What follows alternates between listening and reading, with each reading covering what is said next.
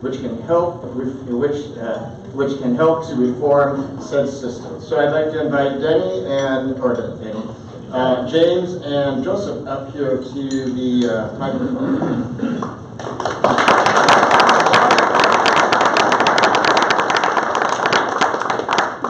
So one thing, as you can tell, Congressman Heck is not here today, so Joseph is here to read a statement. So the question and answer thing will be a little bit more relaxed. However, the rules still apply. We here at Gateway Rotary only have one microphone. We do not touch the microphone. And I'll bug you if you start to get a little long-winded in your responses. But why don't we start with Joseph with a 2-minute, well, let's make it 3-minute introduction and opening comment, and then we'll have Joseph, or Joseph, I keep getting him to say, James speak on Congressman Heck's behalf. So Joseph, or Joseph. Well, they're both J's. I just, yeah. So you're there. Hello everyone, thank you for coming out today. Yeah, I'm Joseph Brumbles. I'm running for the U.S. House here in District 10, so Pierce, Thurston, Mason counties. Not only that, I'm a single father, as mentioned, to Riley and Serenity. They're 5 and 7 years old. And that leads me into why I'm running. I'm running to stand up for liberty and to help protect our constitutional rights. I want to make sure that our children, and some of you have grandchildren and grandchildren, get to enjoy the same rights we have, and hopefully many more.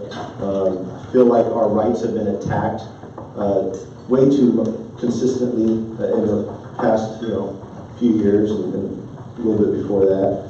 So I obviously want to stand up for our rights and protect liberty. That being said, some of my experience, I've been most currently been a business manager for over 13 years, 27 employees, and managing over $10 million per year in revenue. And in that job, there hasn't been a day that's gone by where I've had to deal with corporate or team level politics. So a good example I like to give is, what I say to Cindy, I can't necessarily say to John because of perception and so on and so forth. And then what motivates John may not motivate Cindy. So, every single day for over 13 years, I've had to come to work. I've had to ensure that people not only were efficient and effective, but that they didn't hate being at their job. So, very much learn different personalities and how to deal with people and how to read different personalities. So I think that would transition well into this aspect when I go to DC, hopefully, and represent us, we the people, hit home runs for us. Also leadership skills, I can go and I can really take that to DC as well. I want to be a leader. I'm also running to save lives. You don't hear that a lot, but when you're in the U.S. House or other offices, you're in a position where you can really go out there and you can make a difference. You can make it not only positive, proactive change, but you can also save lives. So that's something that I want to do. I have a couple bills. I have one alone that would save over 1 million lives within the first 10 years. Very conservative numbers. So it gets me into some of the things I want to do. I feel like we've been gouged at the state and federal level far too long. So I want to help to lower taxes by reducing waste. In the business world, the very first thing we look at is waste. So, when you hear these politicians talk about raising taxes to pay for things, that's very much a red flag to me. I don't want to do that. The other thing is I want to help build the middle class by obviously reducing waste, consistently lowering federal income tax. I want to help make sure that our schools are secure and safe. So people have been attacking our Second Amendment rights for far too long. Our Bill of Rights should be, out of bounds. There should be no budging on our Bill of Rights. However, it's been many years now and nobody's secured our actual schools, the buildings themselves. So I've talked to many people who do that for a living, and they assure me that there are a lot of different ways we can secure our actual buildings themselves, such as cameras, metal detectors, so on and so forth, lock up the school once in session. And I want to help to put a bill in place for that. Another thing, of course, family court reform, affordable energy, also clean energy, let's take care of our vets, reform the VA, and some other things there with the vets, but I'll tell you later. Thank you. 3 minutes. Hello, my name is James. I'm Denny Heck's campaign manager. Sorry I'm not Denny Heck. He is currently busy. He's traveling to bring out the vote in various places, which is actually what we are in the full swing of here in terms of his campaign team. We're in the process of making about 30,000 phone calls since ballots dropped to make sure that folks know where they can turn in their ballots, how they can get those turned in, and try to uptick the overall voter turnout in the state, which right now looks like it's going to be a bumper crop year. In Pierce County, we were at twice as many ballots turned in for this point in the campaign this year as we were in 2014. You guys probably all know a little bit about Denny already, and he gave a good introduction where he covered a lot of the things. Denny has a pretty unique fusion of private sector knowledge. He's started several businesses. He co-founded TBW, so he's well into public service and understands how NGOs and nonprofits work as well. And of course, he's served both in the state and now nationally as an elected official for some time. So we're really excited to have him running again. The issues that are going to animate Denny are the same that he's run on every single time he's ever engaged in public service, and that is, well, firstly, looking at the district. We're in the 10th Congressional District with JBLM, so making sure that we have veteran services up to snuff, making sure that we're coming through on the promises we make to people who serve this country is incredibly important to him. Secondly, and this is becoming more and more pressing, is access to health care. This is going to need a lot of different solutions to get to where we want to be, but we need to make sure that affordable health care is available to every person so that no person is left out and dry. Buried in this are a lot of other issues that have to do with preventative things like the opioid epidemic, housing, and various other things that feed into the general wellness and health of a community and of a population. And thirdly is the environment. That's obviously kind of a global factor at this point, but even at the local level, Denny's very interested in making sure that we protect the Puget Sound. Everyone's been reading kind of the heartbreaking stuff that's going on with the orcas. That's indicative of sort of a larger problem that's playing out, where we're kind of on a knife's edge, and we've got to make some really smart decisions now so that we can keep using the sound as an economic driver. It obviously supplies a lot of the jobs for this area, but also maintain the health of that environment so that future generations can also benefit from the recreational and the beautiful aspects of that. So those are going to be the things that we're going to keep talking about. Those are the things that we think voters are important. In terms of what we're doing here in the district, I am generally involved in grassroots mobilizing of volunteers. We have 5 organizers spread out across the 10th Congressional District whose only mission is to make sure that people are empowered to vote and that people are reminded to vote and that people have the resources they need to get out and become political activists themselves. So we're going to keep cranking away at that. And we've got under 2 weeks at this point, so everyone please make sure if you're not registered, I know everyone here is, but you still have time to register if you go into the office, and please get those ballots turned in by November 6th. Great, thank you. So don't go anywhere yet. I think you'll be able to answer the first question that we have, and so we'll start with James and then go to Joseph, and that is, what are the 3 most pressing issues facing Washington State in the 10th Congressional District, and how will you address them? So if you could start, please. So I'm not hired by the congressman to be a policy expert, so I'm not going to go into too much detail. I'm going to share what I can. The first thing, and I already went over basically kind of the animating issues of the campaign, but there's some specific stuff that Denny is really interested in right now. One of them is affordable housing. There's just a shortage of housing units overall en masse in this area, which is causing a lot of different pressures and heating up the housing market in some areas and causing a lot of different things to not function properly. He's very interested in a variety of programs that make middle-class earners have more ability to gain toehold in the real estate market, to have their own house and to use that as a way to build equity. We're also extremely interested in making sure that we expand reasonable services for mental health. This can be helpful in preventing addiction, which can be helpful in tackling the homelessness issue that we've been seeing playing out across Pierce County and that's spilling out of King County. Obviously, the overheated markets and some of the success that's going on in King County creates external problems for Pierce County, and that's something that we're going to have to continue to deal with. So that's a lot of what we talk about in terms of current issues. And if anyone wants any more detail or has specific questions about other policy areas, you can find me after this thing is over or whenever it's appropriate, and I'm happy to talk about what I know and very happy to take down information and get you passed to the right resource so that we can get someone who knows the policy aspects through and through. Great. Thank you. Joseph, 2 minutes. 3 most pressing issues facing the 10th Congressional District, and how will you address them? All right, well, I feel like a few of these, or a couple of these, I should say, are shared with the rest of the country. Number 1 being our Bill of Rights are under attack. Probably all of you, especially the ones who voted already, know about I-1639, so that's obviously a state issue. However, I very much want to go to the federal level and help protect our rights. 1 through 10, again, should never be up for debate. Another thing would be affordable just affordable living, inflation, cost of living out here is ridiculous. It's getting to where it's going to be unaffordable for many of us to live here. We're going to be pushed out of our state if the progressive process continues on this year. And so I very much want to focus on that, cutting taxes, making sure that quality of life is going up consistently as taxes are going down at the federal level. Another thing, as my opponent's representative mentioned, is the housing crisis, the homelessness, the housing crisis. So the housing crisis is very much supply and demand, and there's too many regulations and things like that in the way. So I want to do my part to help impact that. And then I'm going to throw a fourth one in there, which would be lead from the housing crisis into the homelessness. And the homelessness also, unfortunately, has to do with our vets and how we're treating our vets. So, having JBLM in our district, that's a big deal as well. We need to take care of our vets and reform a lot of the programs there. One of them being the VA.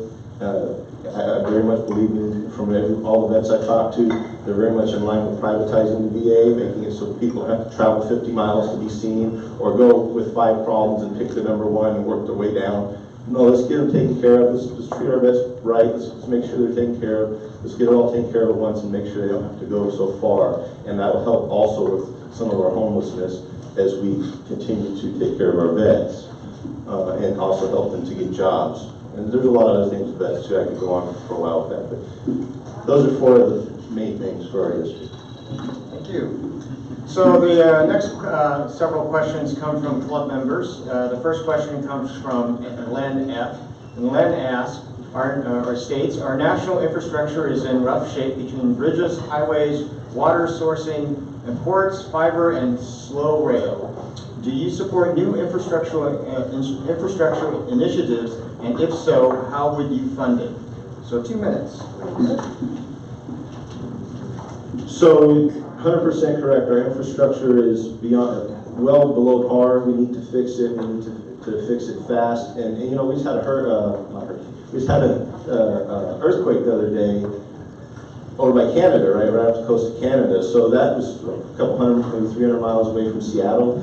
So it's the threat is very much real. We need to very much focus on this problem, fix our infrastructure. I had some a PAC reach out to me and try to get me to take a pledge to pledge $1 trillion of funds while in Congress to our infrastructure. And while I wanted to sign that pledge, I just couldn't wholeheartedly do that. Where we sit right now, we have to really look at our waste. I call the federal government the blanket of waste. So we need to start looking at it from a business perspective, and we don't go and start spending more money when we're already in the hole.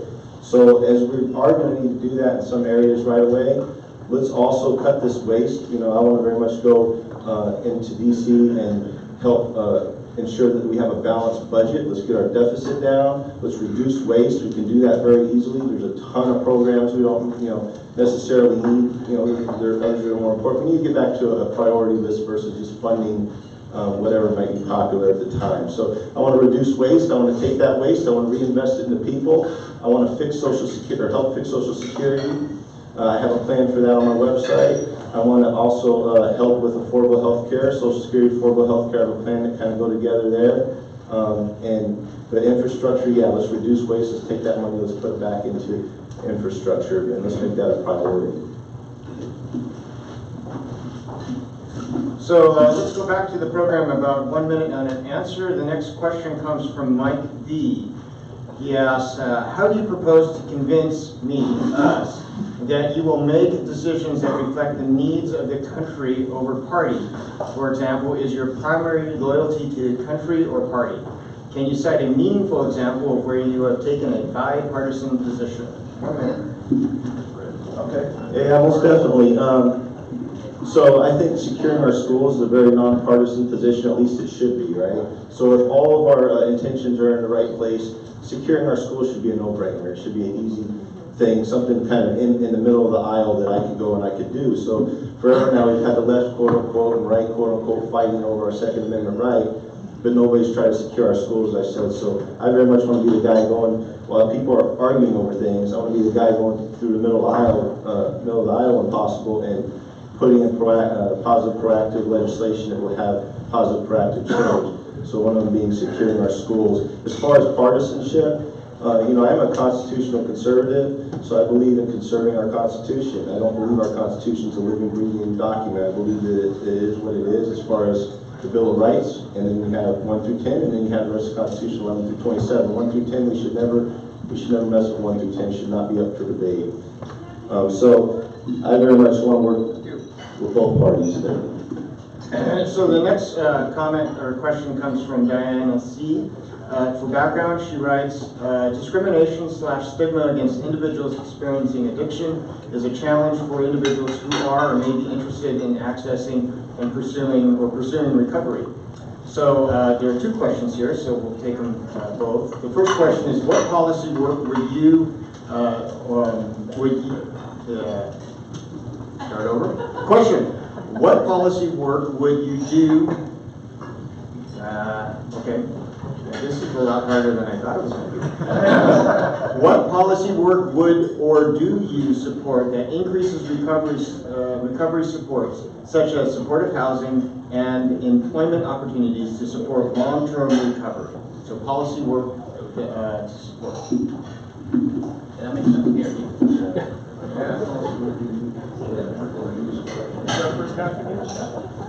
See, I just read them exactly as you send them to me. Okay. Yeah, so that one's a little bit tricky, but good question. To support the housing policies, to support the housing situation, like as I said days before, we need to get rid of a lot of these restrictions. We need to streamline the process to get different permits, things like that. So we need to streamline that process. It should not take a year and a half once your business is ready for you to be able to open your business. As far as the housing, same thing. You know, they build a development, it shouldn't take forever to get all the permits and so on and so forth. And also, you know, the permits shouldn't cost so much. We have to lower the cost. A big part of the housing situation is the cost to actually build these homes and to actually do these things. And so we need to very much streamline that. So any policies that would streamline the process of actually building a home and helping developers to build homes and other residencies, I think it's important. Yeah, okay. So let's see if we can do the second question. What policy work would or do you support to address the long-term impacts of felonies related to possession of illegal substances for recovering individuals' ability to access housing, employment, volunteering, and ability to be part of having a voice in their community through voting? Yeah, I have no problem. You know, I thought about this in depth, and I have no real problem with you know, people who are felons voting. Obviously, we have to have a process. We have to streamline that process, but I don't disagree with them voting. So I would do whatever I can to make sure we streamline the process and make sure that happens. So Janine E. asked, before you decided to run for political office, how involved were you in the community you are now asking to represent? Okay, yeah, great question. So I've been very involved in the community. You know, I did a lot of it, a lot of outreach through work. We did these things called community events where we would go out and we would do a lot of volunteer work on our own time. You know, I was a salaried employee, so I'd go out at night and you know, usually in the afternoon or on the weekends, and I would help with a lot of different community events and things like that. One of them being, you know, I've helped with the YMCA. I've helped with children's roller skating events. I've helped with, and since I've been running for office, I've also done a lot of outreach. I've helped with veterans organizations such as the Heroes Promise. I've worked with other veterans organizations. You know, I've done homeless shelters and food shelters. I've helped there. I've helped feed the homeless. So I've done a lot of things in the community. There's a lot of it on my website. Not all of it, but there's probably about 12 to 15 of the things I've done on my website if you want to see. So, you know, moderator prerogative here. The next three questions come from me. So, the first question, do you support the repeal of the Affordable Care Act? Why or why not? 1 minute. Okay. So for me, that's a no-brainer. That wasn't a winning situation in my mind. You know, when the Affordable Care Act came about, right before it came along, I was able to afford insurance. You know, it's just me and my 2 daughters. And I made decent money. I was able to afford insurance. However, when the Affordable Care Act came into place, my insurance tripled for about a third the coverage. You know, when you're paying $15,000 a year or more for insurance, and your deductible is $12,000, I mean, what's the point, right? Unless you get hit by a bus, you're not going to need your insurance. You're not going to be able to use this insurance. You still have to pay your $12,000 deductible. And so it was ridiculous, that and the fact that you would get fined if you couldn't afford insurance. So if you're a poor person can't afford insurance, now you're going to be fined for it because your insurance tripled. Now you're going to be fined for it. I didn't think that was right. So I do believe we need to revisit that. I have my own plan. Again, it ties into fixing Social Security, kind of knock out two birds with one stone, but definitely not the Affordable Care Act. I do agree with that. Can you summarize your plan in a minute? I can try. Okay, so Social Security, right now the way we make money with Social Security is we invest in government bonds, okay, that mature over time. So the problem with that is the government has already robbed Social Security. In fact, Social Security is one of the top 3 things that they're in our budget. So we are putting money in and subsidizing Social Security so it doesn't fall flat on its face, yet we've taken all this money from Social Security that the government has, and now we're saying, okay, government, well, we're going to invest in you, even though you owe us all this money. So that makes zero sense to me. We can take that money, at least a third we can repay Social Security by cutting waste. We can take about a third of that money, we can invest it into hedge funds and other, safe investments that have a lot bigger rate of return than the bonds, and quite quicker. We could take the money that we could get from that, and we could give everybody in the country annual or semi-annual checks off of the dividends that we make off of Social Security, and then they could take that check and they could use it to pay for health care or whatever else they want to. So, let's see. Do you support the president's current use of trade tariffs? Why or why not? I do support that. I think that we have to have fair trade. We cannot be taken advantage of by anybody and expect to be successful. Or as successful as we can be. It's all about efficiency. So the government is very non-efficient, I should say. And a big part of fixing that would be tariffs. And I don't believe we should charge another country more than we pay. However, should we charge them what we pay? Yes, we should, so we can make it fair and have fair trade. So normally at this point, we would have the candidates ask each other a question. Just out of curiosity, if Congressman Heck were here, what would you be asking him this morning?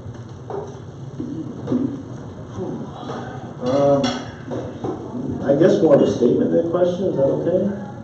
It's your minute. Okay. So a big problem I have with, back to our Bill of Rights, the biggest problem I have, regardless if you're about the Second Amendment or you're not, the biggest problem I had to take an oath of office just to run for office. These politicians, current representatives, they've had to take the same oath of office. And in that oath of office, it says, I will protect and defend the Constitution of the United States. So how can that be so? Or it said, I will support and defend the Constitution of the United States. So how can that be so if they're attacking our Second Amendment right? If they go out and they have rallies and they do things that attack our Second Amendment right, they vote yes on anti-Second Amendment legislation, so on and so forth. There's nothing common sense about giving up our rights. So to me, that's a big red flag. And yeah, that's more of a statement than anything else, I guess. Okay, thank you. James, before you start your breakfast, do you want to say a few closing comments? No. You're good? Yeah, I'm good. Thank you. He's good. Okay, so Joseph, a minute closing comment, please. Wrap things up. So a quick minute, you guys. So obviously Denny Heck has a lot more political experience than I do. However, Denny Heck is not standing for our Constitution. He's not standing up for our rights. He voted no on lowering taxes 4 times. We do not have to raise taxes to pay for things. I just want to make that clear. We do not have to do that. So that's a huge red flag. So what I have to bring to the table is to stand up for liberty, for which I consider quality of life, lower taxes, quality of life, brighter future, fresh ideas, fresh outlooks. I want to go to DC, be a leader. I'm not going to back down to anybody. Even my fellow Republicans know this already. So I want to go on a fight for us, we the people, stand up for liberty, protect our constitutional rights, If you guys haven't already, please go to josephwashington.com and check out the rest of the platform. You know, I have a lot of things I want to attack. It's not all on there, but there's a lot more information. I appreciate you guys for being here today and for listening to me. Great. A round of applause for the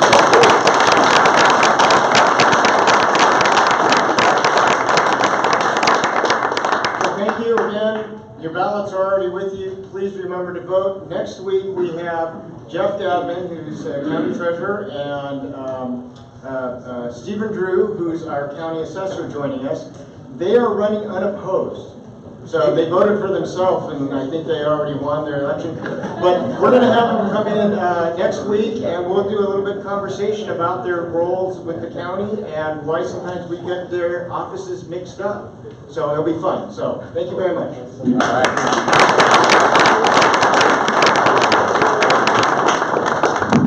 Great job, everyone. Good morning, Gateway. Good morning. Happy Wednesday. Good to see you all. Good morning, Jim Mack. All right, there we go. You know, it takes a lot of courage to run for public office. And so, you know, all of you who are public officials or running for public office, why don't you stand up? Let's recognize all of our public servants.